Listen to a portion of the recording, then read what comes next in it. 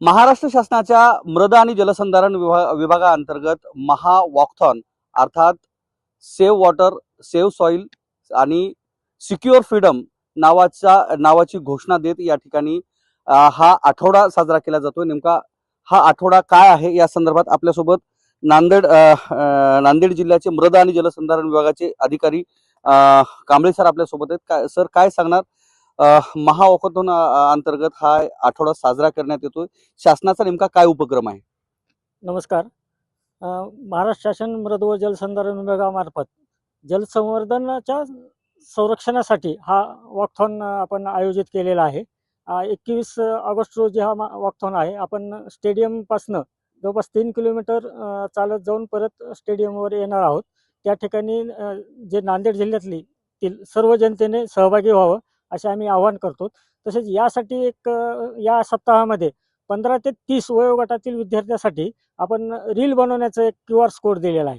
तो QR code scan करून आपला मोबाईल नंबर, नाव टाकायचं, जिल्हा टाकायचा आणि तो स्कॅन झाल्यानंतर आपलं रजिस्ट्रेशन करून घ्यायचं आणि त्यानंतर ती रील बनवायची। रीलमध्ये जे आहेत ते सर्व जलसंधारणचेच विषय आहेत, त्याच विषयावर बनवायचे आहे आणि यासाठी शासनानं प्राईज पण ठेवलेला आहे। प्रथम बक्षीस 25,000 आहे, द्वितीय बक्षीस 15,000 आहे, तृतीय बक्षीस 10,000 आहे आणि ह्याच्यात काही ज्यांचे रील चांगले असतील त्यांना प्रोत्साहन बक्षीस पण शासन देणार आहे। तर ह्याच्यात मोठ्या संख्येने सहभागी व्हावं आम्ही असं आवाहन करतो आणि जलसंवर्धनाच्या संरक्षणासाठी आपण महावॉकथॉनमध्ये सहभागी व्हावं ही विनंती। राज्य शासनाच्या मृद आणि जलसंधारण विभागाअंतर्गत हा उपक्रम हा आठवडा साजरा करण्यात येतोय आणि त्याच्यामध्ये वॉक फॉर वॉटर नावाची जी घोषणा देण्यात आलेली आहे, त्याच्यामध्ये सेव्ह सॉइल सेव्ह वॉटर आणि सिक्युअर फ्रीडम म्हणून असं घोषवाक्य आहे। नेमकं ह्याच्या माध्यमातून शासन ग्रामीण भागामध्ये असेल सर्व स्तरातील नागरिकांपर्यंत पोहोचण्याचा प्रयत्न करतंय। नेमका हा उपक्रम सर्वांपर्यंत पोहोचण्यासाठी शासनानं जो रील बनवा असं सांगितलेलं आहे, तर नागरिकांनी कोणत्या पद्धतीच्या रील बनवायला पाहिजे आणि मृद आणि जलसंधारण विभागाची कोणती कामं दाखवणं अपेक्षित असावं असं वाटतंय? यामध्ये नागरिकांनी रील बनवण्यामध्ये मृद व जलसंधारणाची कामं दाखवताना पंतप्रधान कृषी सिंचन योजनेअंतर्गत झालेली कामे, जलयुक्त योजनेअंतर्गत झालेली कामे, काही चेक डॅम झालेले आहेत, माती नाला बांध तयार झालेले आहेत, नाला खोलीकरणाचे कामे बरेच ठिकाणी झालेले आहेत। तसंच गाळमुक्त धरण गाळयुक्त शिवार योजनेअंतर्गत कामे करण्यात आलेली आहेत। त्या कामाचाही ह्याच्यात समावेश करावा आणि ह्याच्यातून काय जी वाढ झाली किंवा त्यांना फायदा झाला तो सुद्धा यामध्ये दाखवावा त्यांनी रीलमध्ये आणि जनतेपर्यंत तो संदेश पोहोचवा। मृद आणि जलसंधारण विभागाचं नांदेड जिल्ह्यातलं कार्यक्षेत्र फार मोठं आहे। जवळपास 16 तालुके आहेत आणि तुमच्या कार्यालयाअंतर्गत येणारे 3 विभाग आहेत, 3 जिल्हे जवळपास आपल्या विभागाअंतर्गत येतात।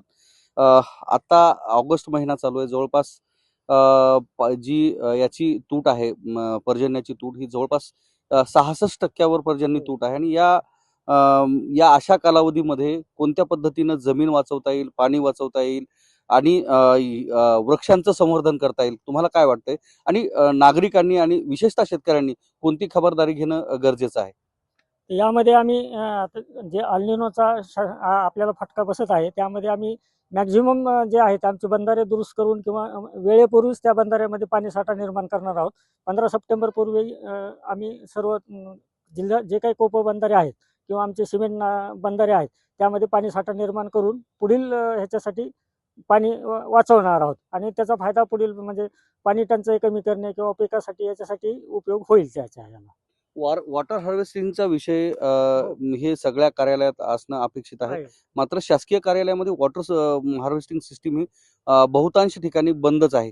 त्या पद्धतीनं पाण्याचा जो काही निचरा व्हायला पाहिजे आणि ते जमिनीत मुरणं अपेक्षित आहे, ती वॉटर हार्वेस्टिंग सिस्टीम ही नांदेड जिल्ह्यातील सर्व कार्यालयातली बंद असलेली पाहायला मिळते। बहुतांश ठिकाणी हे छतावरचं पाणी हे खालीच इतर निघून जातं। त्या संदर्भात तुम्ही अधिकारी म्हणून काही पावलं उचलणार आहेत का, जेणेकरून त्याचा फायदा या ठिकाणी जिल्ह्याला होईल? या बाबतीत आता मी माझ्या कार्यालयाचे जे आहे तर ते यावर्षी आम्ही दुरुस्त करून घेतले आणि त्याचं जो काही झालेला आहे यावर्षी आम्हाला त्याचा निश्चित बेनिफिट होईल आणि आमचं बोर जे उन्हाळ्यात बंद पडत होतं ते चालू राहील। माझ्या कार्यालयाचं मी केलेलं आहे। बाकी आता इतर कार्यालयाबाबतीत मी काही सांगू शकत नाही। तर हा जो आता अल्निनोचा फटका जो आहे गेल्या 2.5 महिन्यापासून बसलेला आहे, पर्जन्यमानाची तूट मोठ्या प्रमाणात आहे आणि त्याचा सगळ्याच गोष्टीवर परिणाम होणार आहे। महागाईसह सगळ्याच गोष्टी आहेत. शेतकऱ्यांची येणारी बी बियाणं असतील किंवा येणारा माल असेल, पिकाचा जो चढ-उतार आहे, त्याच्यामध्ये मार्केटमध्ये येणारी पिकं आहेत, ती पण कमी जास्त होऊ शकतात. आणि त्या दृष्टिकोनातून जे काही मृदा आणि जलसंधारण विभागाअंतर्गत झालेली कामे आहेत, त्यानुसार येणाऱ्या भविष्यामध्ये पाण्याची टंचाई नांदेड जिल्ह्यामध्ये जाणवेल का?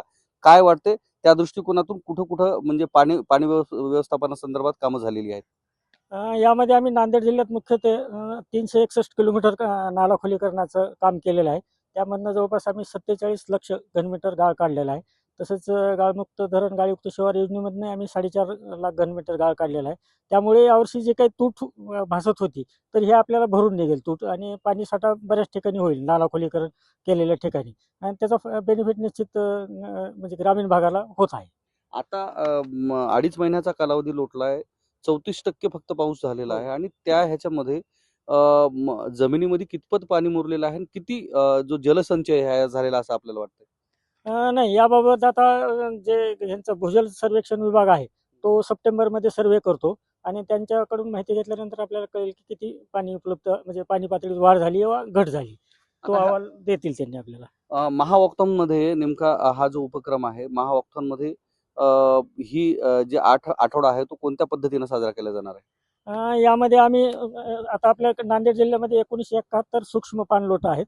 त्या सूक्ष्म पाणलोटनुसार आम्ही काम करणार आहोत आणि प्रत्येक ग्रामपंचायतला जाऊन त्यांच्या पाणलोटमध्ये कुठली कामं घेता येतील किंवा यापूर्वी काय कामं झालेले आहेत. MRSATच्या नकाशावर ते पूर्ण कामे मार्क झालेले आहेत आणि त्यानुसार त्यांना मार्गदर्शन करून त्याच्यात ॲडिशनल आणखीन काही अतिरिक्त कामं घ्यायची असतील, तर तो एक सादर करणार आहोत आणि याच्यासोबतच वृक्षारोपण, वृक्ष लागवडीचा कार्यक्रम आम्ही या सप्ताहामध्ये मॅक्झिमम करणार आहोत. तुमच्या तुमच्या कार्यालयाअंतर्गत किती वृक्ष लागवड होणार आहे? यावर्षी आम्ही 1 लक्ष बांबू लागवडीचं उद्दिष्ट आहे आमचं. आत्तापर्यंत जवळपास 84,000 झाडं आम्ही लावलेले आहेत, नाला खोलीकरण केलेल्या ठिकाणी आणि त्यामध्ये आम्हाला शेतकऱ्यांकडनं म्हणजे जास्तीत जास्त सपोर्ट मिळतोय आणि ते झाडं जगवण्यासाठी त्यांनी स्वतः प्रयत्न करणार आहेत. बहुतांश ठिकाणी शासनाची जी बांबू लागवड योजना आहे, त्याच्यामध्ये आपण इतर देशामध्येही बरेचसे बांबू पाहतो, त्याचे प्रकार पाहतो. कारण बांबू हा सागवान इतकाच टिकाऊ म्हणजे लाकूड म्हणून त्याच्याकडे पाहिलं जाते. आता त्या गुणवत्तेचा जसं चायनीज बांबू वगैरे त्याची लागवड होताना पाहायला मिळते.